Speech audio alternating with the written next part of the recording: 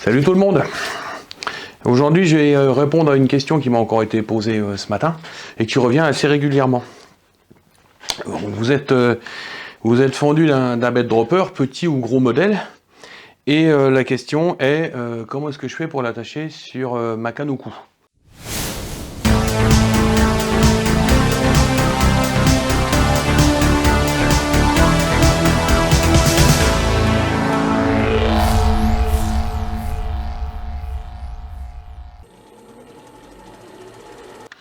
Donc déjà, lui, le dropper, il y a un anneau en tresse à carnassier extrêmement solide. Moi, je les teste à l'épreuve avant de les distribuer.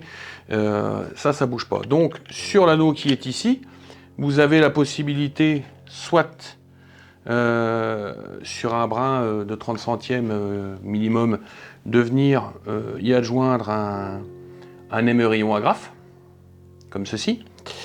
On vient le reprendre dedans, on clipse, on peut y mettre un petit bout de gaine histoire de sécuriser l'ensemble. Voilà, pas de choses près.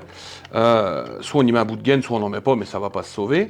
Ou si vous pêchez pole feeder par exemple, vous pouvez utiliser un bon vieux clip plomb. Hein, le clip plomb grand classique costaud de nos amis carpistes. Donc là c'est pareil, hein, on vient l'enquiller dedans. Toujours sur notre nylon de 30 centièmes. On vient l'enquiller dessus. On y remet le cône de fermeture.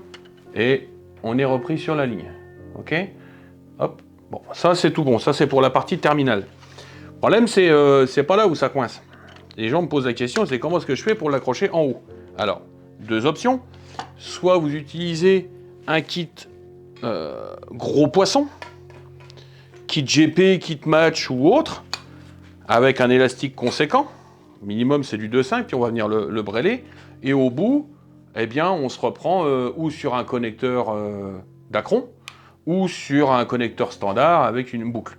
Pour le connecteur d'acron, je vous remettrai en lien la vidéo que j'avais fait il y a une paire d'années maintenant, qui expliquait comment venir attacher un brin 30-35 centièmes ou autre sur un connecteur d'acron. Donc là, si on se prend un connecteur d'acron, on tire la longueur. À l'autre bout, on y met un émerillon agrafe ou un clip plomb suivant le montage, suivant ce que l'on a envie, et on solutionne l'affaire. Mais il y a des fois, on est coincé, vous n'avez pas de kit gros poisson, ça peut arriver, hein, des gens qui pêchent match et n'ont un seul kit coupelle.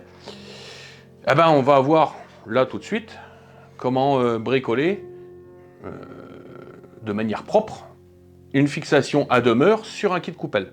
Je vous montre ça à l'instant. Donc on va avoir besoin d'un fort nylon. Là en l'occurrence j'ai encore un 35 qui traîne.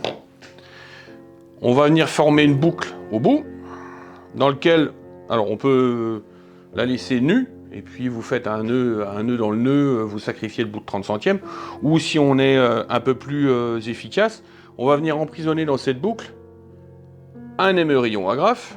Donc là on va faire une boucle relativement courte. Hop. Vite fait. Et cet émerillon agrafe va rester à demeure sur le kit coupelle. Alors voilà. Je vais venir serrer une boucle courte. Tac. Hop. Ça a été fait simplement. Hein. Une boucle simple ou une boucle double, ça dépend si vous mettez bretelle et ceinturon. Ça, c'est vous qui voyez. Voilà. Hop. Je le représente ici. On a une boucle simple, toute simple. On va avoir besoin d'une longueur de nylon assez conséquente. De toute façon, on s'en fout, vaut mieux recouper plutôt que d'être coupé trop court. La grande classique, hein, 3 fois coupé, 3 fois trop court. On prend notre kit coupelle. Le brin, alors on va le mettre... on va se garder une marge de sécurité parce que suivant les modèles de support coupelle qui viennent en bout, ça peut prendre 3-4 cm. Donc nous, on s'en fout, on va se mettre à... Allez, 5 cm, on pose la boucle à 5 cm dessus. Le nylon, il vient par derrière, on fait un retour. Hein, on a posé la boucle le long ici. On la maintient proprement. On maintient la boucle. Et on va venir faire, je sais pas, 10, 15, 16 tours, on s'en fout. Le nombre, on essaie de les serrer proprement. Hein, on fait un nœud digne de ce nom. fait des tours dignes de ce nom, on serre bien les boucles pour avoir quelque chose de plus propre possible. Voilà. De toute façon, après, ça va se resserrer quand on va faire la ligature. Voilà, je sais pas combien j'en ai fait. Voilà, j'ai fait quelque chose de conséquent. Donc là, je maintiens l'ensemble et l'excédent de fil, je vais venir le repasser dans la boucle de départ. Alors cette boucle de départ, on essaie de ne pas la faire trop longue, trop importante, belle liaison de français, parce que c'est en tirant sur le... Une fois que je l'ai repassé dedans, on va prendre la boucle de départ, enfin la boucle avec les merillons agrafes, et on serre l'ensemble. Toc. Alors on serre pas comme des dingos non plus, c'est pas la peine de fumer le blanc à cet endroit-là. Voilà. Hop, j'évite de taper un lampion. Là je vous présente là, j'ai ma boucle avec mon émerillon. J'ai ma ligature au-dessus.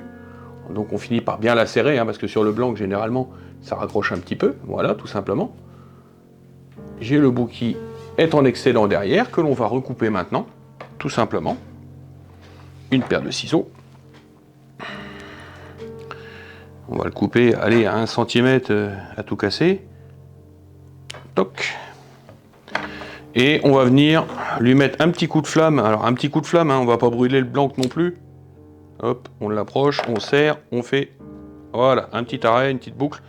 C'est la bretelle et le ceinturon. Bon, une fois qu'on est dans l'état, déjà là, ça bouge plus. On est d'accord. Par sécurité, je vous conseille, ça coûte rien, puis ça m'évitera d'entendre chanter la messe, de mettre une goutte de vernis à ongles. Éviter la colle cyano, ça sert à rien d'entamer le blanc ou autre, mais un peu de vernis à ongles, ou si vous avez de la colle qui sert pour les... c'est de la colle transparente qui colle aux UV. Soit ça vous avez de la colle à UV, soit un petit coup de vernis à ongles, ça marche très très bien. Et là, en l'occurrence, on se retrouve avec, sur un kit coupelle, qui est dédié à la coupelle certes, mais on se retrouve avec un point d'ancrage pour pouvoir accrocher un morceau de 30 centièmes et le bed dropper au bout. Voilà, c'était tout simplement le tuto du jour pour dépanner les gens qui sont dans la mouise. Alors, petit conseil tout de même, c'est du nylon, il va prendre les UV, ne le laissez pas une année sans le vérifier. Contrôlez quand même de temps en temps que votre nœud il est toujours digne de ce nom. Ça prend 4 minutes à faire, peut-être pas le faire à chaque session, mais au moins vérifier que votre nylon est digne de ce nom. Déjà, prenez un nylon en état de marche, pas celui qui traîne dans le coffre, parce que comme c'est qu'un bout de 35, on s'en fout, on n'a pas besoin de matériel neuf.